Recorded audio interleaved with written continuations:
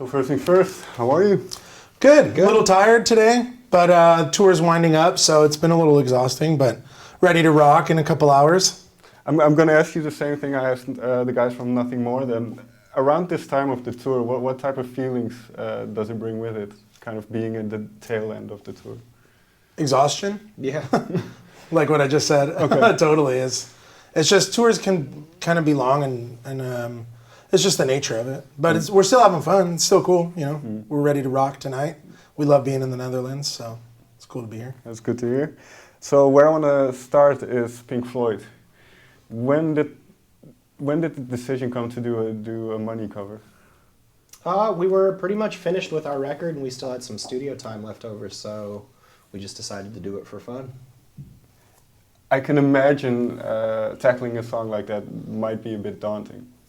Actually, it was quite the opposite. It was Okay. literally, we decided to do it, and then Alan just sat down and started hammering the riffs out, and just threw his gear, and just all of us kind of sitting around. It was like, oh, you could actually make the song heavy, and it's not tremendously difficult.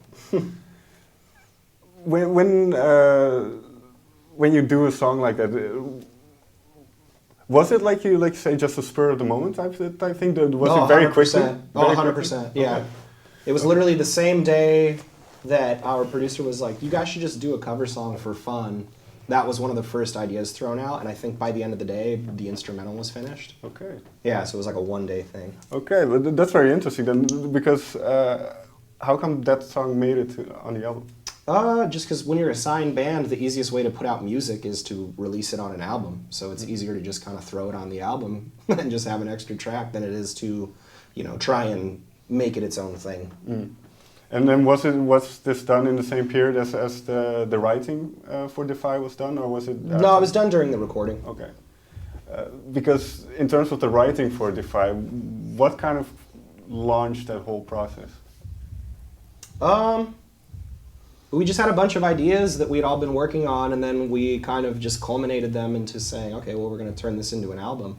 So a bunch of it was written before we hit the road, then we released Unbreakable and Back to Me, and then a bunch of it was written while we were on the road, and then some of it was written after we were off the road in the studio, so just kind of everywhere. When you have those different patches of songwriting, can you notice a big difference between the type of songs that come out? Not really. You can definitely kind of hear what was inspiring us at the time, but I think everything ends up being kind of cohesive because it's the four of us playing it. So. Mm. Was there a specific, how should I put this? Was there a specific intent for Defy? Yeah, it was literally, let's make an album full of songs that we want to play live. It was literally just about creating music that was exciting to us that we could then take on the road and share with our fans. In that sense, do you consider yourselves more of a live band in a way? The kind of the studio process is kind of allows you to tour and allows you to play live? In a way, I think it's kind of two different sides of the same coin. Mm. I think when we're in the studio, we're very much focused on being musicians, and I think when we're out on tour, we're very much focused on being entertainers. And it's kind of two sides of the same coin, but it ultimately is the same coin. And being in the midst of a lineup change, how does that affect the creative process? I mean, we've always kind of like turned to each other and turned to our music. And so as far as creativity, we've never, Mice and Men as a unit or us as individuals, we've never really had to rely on anybody else. We can always just focus on what we're doing and the tasks at hand, and the best laid plans of Mice and Men often go awry, like anything can happen, and we're kind of like, we kind of have to be able to roll with the punches, so we can't really, like, as far as creativity, I think it almost like made it more cohesive because the four of us speak the same musical language, and you were saying, do the songs sound cohesive if you write them at different times? Yeah, because they're written by Mice and Men. You know what I mean? Like, they're our songs. We know what our band sounds like and what our fans kind of expect from the band too. Not to mention we love playing it, So if anything, with the four of us now, it's a more cohesive and tight writing unit, and it's just kind of like an all the time thing. With that in mind then, because, and this might be difficult to answer, but what do you expect from yourselves? What to you is makes a good song? Honesty, excitement,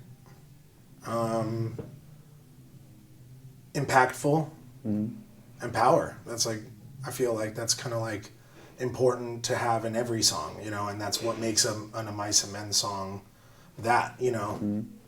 And then the idea of Defy, that album title, when did that pop up? At the very end, Okay. when we were trying to figure out what to call it. Okay. Well, you probably won't give it, but what were some of the other options that you had? I don't think it got further than Defy. I think Defy was the first one, and we were like, okay, cool. Or we're going to call it Album 5. Because I do remember in our last talk, we talked about Unbreakable and kind of that spirit of the band, we're unbreakable no matter what happens. So that idea of Defy, well, how does that tie into what you've been through in the last couple of years and where you are now? I think it's just about defying expectations, whether they're expectations that people put on you or the ones that you put on yourself.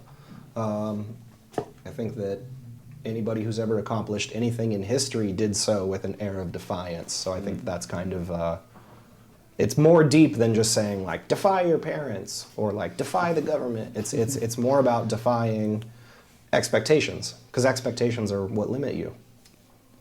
Do you defy, well, this sounds weird probably, but defying your own expectations, I assume is harder to do than what people might think of you. So how do you challenge yourself? How do you keep pushing yourself? I don't know. I think that's hard to answer. I think that everyone kind of does that in their own different way. I think that for us, we write music. And for us, it's getting that exciting riff, or it's getting that exciting song, or that part where we're just like, all like, fuck yeah. Like, it's getting to those moments, and you just push yourself through self-doubt to get to where you can be excited about what you're doing. Did you have that? Because I read that you're already working on a new album for the release in spring 2019. Have you already had one of those moments when you think, okay, this... Oh, the whole record's full of it. Like, literally, the one we're working on now is, we are gauging it entirely on how much it excites us. Okay. And that, to us, is everything, because that means that when we bring it live, it's going to excite our audience. And ultimately, what we do when we tour is provide entertainment for people.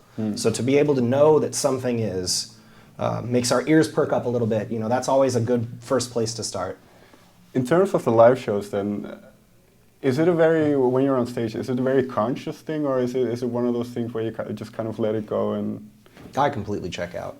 Okay. And for you? I try and be present. You know, I try and engage, like in looking fans' faces and stuff like that.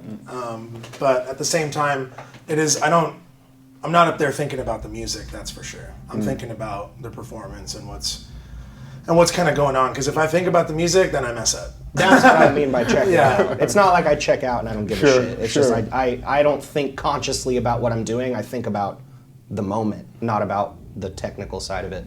Right. It's about the connection. And that connection, how do you, is it difficult to create that connection with an audience, or have you become quite adept at it? No, I think if anything, it's you kind of have to go out of your way to not be connected with the audience, because you're right there and they're right there, and so you can kind of look up at the sky or like close your eyes or something, but you're there and they're there. So I think it's easy to embrace it. What is one of the best things you've heard from fans about the new album, about Defy? A lot of our longtime fans have said that it's their favorite record so far, and that to us feels good, because what we're doing in the future is expanding off of that. So to know that we can go through what seems like an insurmountable change and actually come out victorious, and to have created something that our fans actually love, that's not just something that's, okay, this is good enough to keep going. It's like, they really, really love it and they connect with it. And for us, it's a very honest record. You know, I know that's a cliche thing to say, but it's true. So it's hugely validating. And does this pertain to kind of the heaviness? Because that's what I read about where the new album, the 2019 album is going as well. It's going to be a bit more heavy as well. So is that kind of what you were talking about? Yeah, maybe. I think it's just more about the excitability of it. Okay. I think we used to think really long and hard about the way our songs need to go and how they need to be structured and the way they need to sound and this one needs to go to radio and this one needs to do this, and now it's just like, let's make music. Hell yeah, that's sick. I like that part. This part's exciting. This part's exciting. Okay, it dulls out a little bit. No, let's make it more exciting. Like, it's all about the excitement and it's all about the moment.